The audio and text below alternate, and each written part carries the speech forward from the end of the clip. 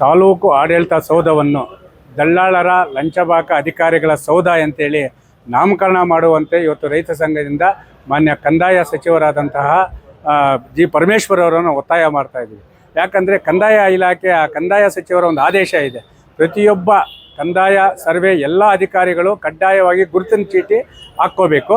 ಆದರೆ ಇಲ್ಲಿ ಯಾರೂ ಗುರುತಿನ ಚೀಟಿ ಹಾಕಿಲ್ಲ. ಇಲ್ಲಿ ದಲ್ಲಾಳರು ಯಾರೋ, ಭೂಗಳರು ಯಾರೋ, ಅಧಿಕಾರಿಗಳು ಯಾರೋ, ಜನಸಾಮಾನ್ಯರಿಗೆ ಏನೋ ಕನ್ಫ್ಯೂಸ್ ಆಗಿಬಿಟ್ಟಿದೆ. ರೈತ ಕೂಲಿ ಕಾರ್ಮಿಕರು ಗ್ರಾಮೀಣ ಪ್ರದೇಶ ಕೃಷಿ ಭೂಮಿಯನ್ನು ಬಿಟ್ಟು, ಕೃಷಿ ಚಟುವಟಿಕೆಗಳನ್ನು ಬಿಟ್ಟು ಸಣ್ಣ ಪುಟ್ಟ ಕೆಲಸಗಳಿಗೆ ಇಲ್ಲಿ ತಾಲೂಕು ಕಚೇರಿಗೆ ಬಂದರೆ ಜೋಬಲ್ಲಿ 500 ರೂಪಾಯಿಂದ 5,000 ಇರಬೇಕು ಯಾವುದೋ ಒಂದು ಪತ್ರ ತೊಗೋಬೇಕಾದ್ರೆ. ಇನ್ನು ನಾಡು ಕಚೇರಿಗಳಲ್ಲಿ ಉಪತಹಶೀಲ್ದಾರರು ಗತಿ ಇರಲ್ಲ.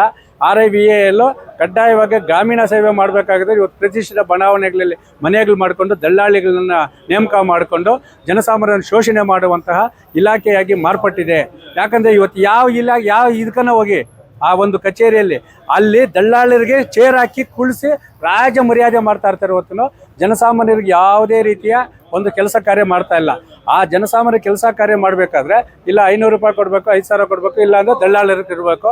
ಒಟ್ಟಾರೆಯಾಗಿ ಈ ಭೂಗಳ್ಳರ ಇಲಾಖೆಯಾಗಿ ಮಾರ್ಪಟ್ಟಿರುವ ತಾಲೂಕು ಆಡಳಿತವನ್ನು ತಾಲೂಕು ಅಲ್ಲ, ಅದು ಭೂಗಳ್ಳರ ಮತ್ತು ದಲ್ಲಾಳರ ಲಂಚಬಾಕ ಅಧಿಕಾರಿಗಳ ಸೌಧ ಅಂತೇಳಿ ನಾಮಕ ಮಾಡಿಬಿಟ್ಟು ಪುಣ್ಯ ಕಟ್ಟಿಕೊಳ್ಳಿ ಅಂತ ಜೊತೆಗೆ P ನಂಬರ್ ದುರಸ್ತಿಯಲ್ಲಿ ಭೂಗಳ್ಳರಿಗೆ ಮತ್ತು ಶ್ರೀಮಂತರಿಗೆ ಮಾತ್ರ P ನಂಬರ್ ದುರಸ್ತಿಯಾಗಿದೆ, ಜನಸಾಮಾನ್ಯದ ಯಾರ್ದು ಆಗಿಲ್ಲ.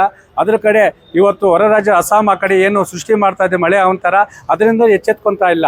ಮುಂಗಾರು ಮಳೆಯನ್ನು ಮತ್ತೆ ಬಂದಿದೆ ಅಂತ ಹೇಳಿದ್ರೆ ಈ ಸಮರ್ಪಕ ರಾಜಕಾಲುವೆಗಳಿಲ್ಲದೆ ಒತ್ತುವರಿಯಾಗಿರುವ ಈ ರಾಜಕಾಲುವೆಗಳ ನೀರು ಹರಿಯಲಾರದೆ ರೈತರ ಬೆಳೆಗಳಿಗೆ ಮತ್ತು ಜನಸಾಮಾನ್ಯ ಬದುಕಿಗೆ ಹೋಗ್ತಾ ಇರ್ತದೆ. ಅದಕ್ಕೋಸ್ಕರ ವಿವಿಧ ಬೇಡಿಕೆಗಳಿಗೆ ಈಡೇರಿಸುವುದು ಇವತ್ತು ಸಾಂಕೇತಿಕ ಹೋರಾಟ ಮಾಡಿ ಉಪತಹಸೀಲ್ದಾರ್ ಅವರಿಗೆ ನಾವು DT ಅವರಿಗೆ ಮನವಿ ನೀಡಿದ್ದೀವಿ.